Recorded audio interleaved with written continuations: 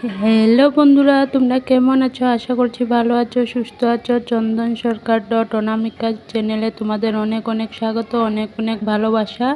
তো আজকে আরেকটা নিয়ে এসেছি, সুন্দর একটা বাঁধাকপির রেসিপি নিয়ে চলে এসেছি। বাঁধাকপির পকোড়া বানাবো।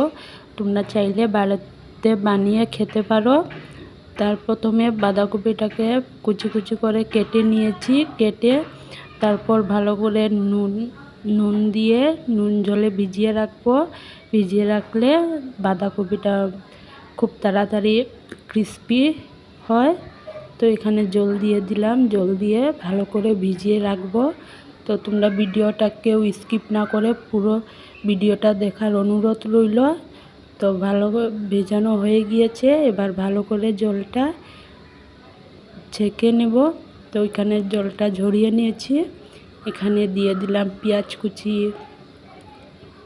কুচি দিয়ে দিলাম। আমি কাঁচা লঙ্কাটা খাই না, তার জন্য দিলাম না। তোমরা চাইলে কাঁচা লঙ্কা দিতে পারো। তো এখানে দিয়ে দিলাম খুব সামান্য পরিমাণের চালের গুঁড়ো। খুব সাধারণভাবেই বানাচ্ছি, বেশি কিছু দেব না।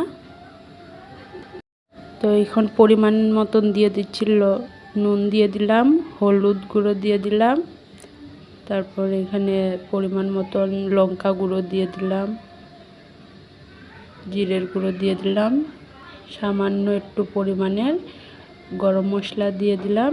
তাহলে এই বাঁধাকপির পকোড়াটা খেতে অনেক দারুণ লাগবে। তো এখানে ভালো করে মেখে নেব, মিক্স করে তারপর মেখে নেব। বন্ধুরা, তোমাদের কাছে একটাই অনুরোধ করছি, একটা লাইক করে কমেন্ট করবে। তোমরা ভিডিওটা দেখো কিন্তু লাইক করো না, কমেন্ট করো। লাইকও করবে, সুন্দর একটা কমেন্টও করবে। তো এখানে মাখা হয়ে গিয়েছে। তারপর এখানে কড়াইটা বসিয়ে দিয়ে তেলটা গরম হয়ে গিয়েছে। তারপর একে ভালো করে সবগুলো বাঁধাকপির পকোড়াগুলো দিয়ে দিলাম। এবারে দেখো কি সুন্দর লাগছে দেখতে, খেতে অনেক দারুণ হবে। কতটা ক্রিস্পি লাগছে। আর এই দুর্দান্ত রেসিপিটি না অনেক দারুণ লাগে খেতে, কি বলবো বন্ধুরা। তোমরা একবার বাড়িতে বানিয়ে খেতে পারো।